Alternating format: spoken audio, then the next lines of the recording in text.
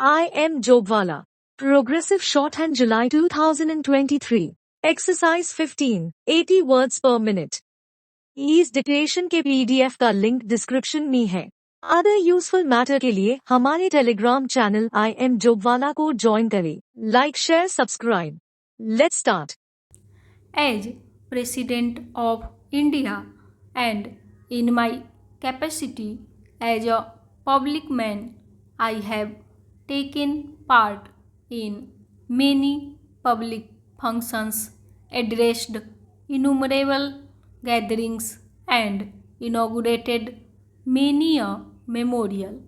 But I should not hesitate to confess that I am so intimately connected with the memorial to inaugurate which you have invited me today, and also with the young men in whose memory it is being raised that I am finding it hard to suppress my emotions without taking into consideration the experience and age of those who participated in the 1942 movement in Bihar. I must say that all of them were and are my colleagues, since I too had the privilege of taking part in that agitation. Some of us got an opportunity of working among the people, while some were arrested at the very start of the movement, so that their activities remained confined within the four walls of prisons. But some of us whose patriotic fervor raised them above the distinction between life and death became targets for bullets during the very first phase of the agitation, and thus died a hero's death. You will agree with me that these persons must be assigned the foremost place among those who have made sacrifices for the cause of the country. It is in the memory of such martyrs who laid down their lives unhesitatingly that this memorial has been raised. Today, when we are luckily independent and the object for which those young men made the supreme sacrifice has been achieved, it is our duty to keep the memory of those martyrs fresh in our minds and pay homage to them. Their courage and selfless love of the country will ever remain a source of inspiration for the people of free India.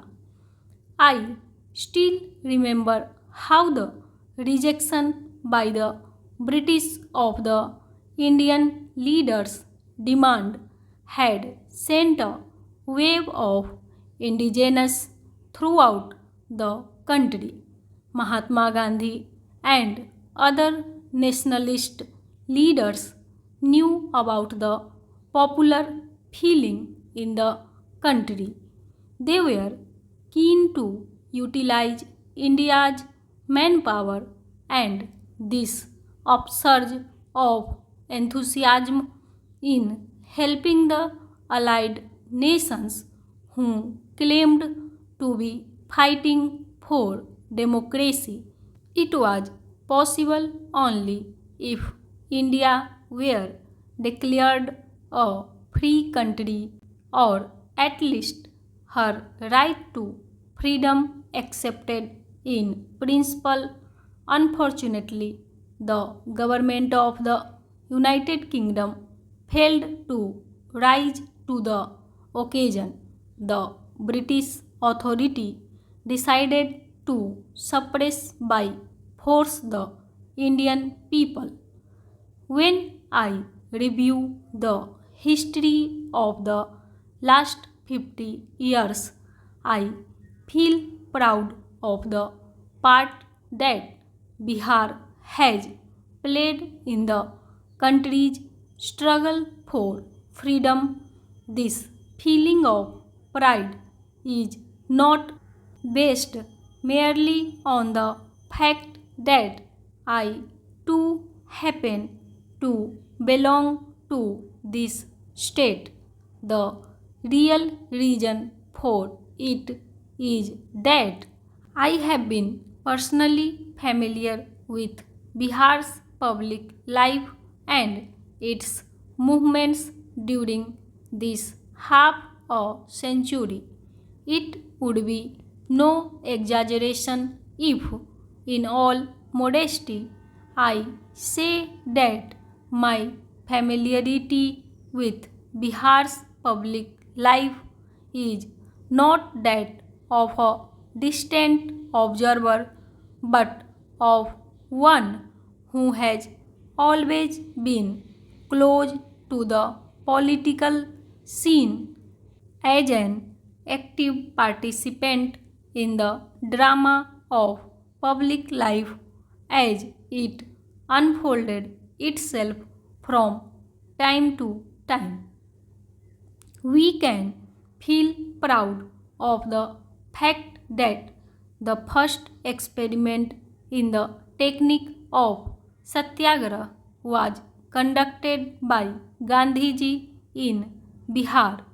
To all the subsequent movements and agitations, Bihar made its appropriate contribution. But there was one movement with which Bihar completely identified itself, and that was the campaign of August 1942. As far as I know, and my information in this regard is fairly adequate, in our whole history of the freedom struggle, it would be difficult to find a parallel to the sacrifices made and hardships suffered by the people of Bihar during the 1942 movement.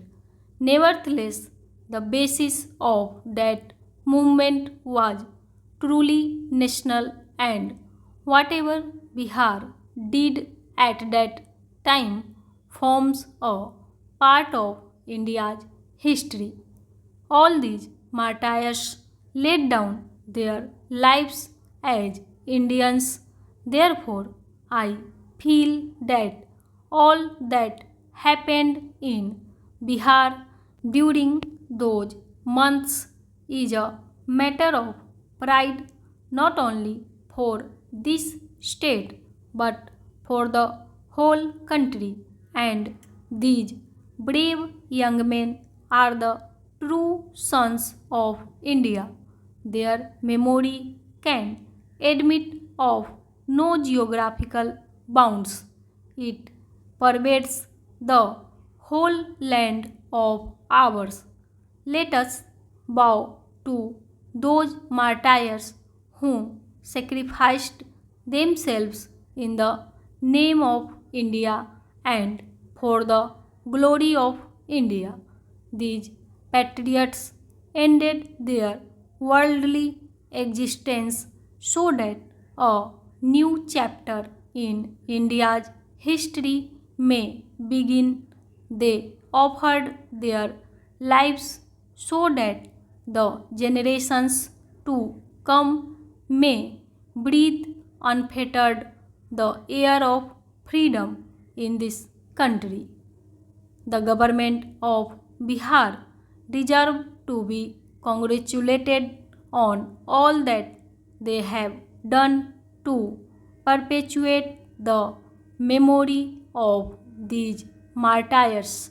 Man does not live by bread alone. He cannot ignore the sentiments and feelings on the foundation of which stands the edifice of human faith and traditions. It is from these that man derives inspiration. Again, it is these feelings which illumine his path in life. This memorial sustained in people's hearts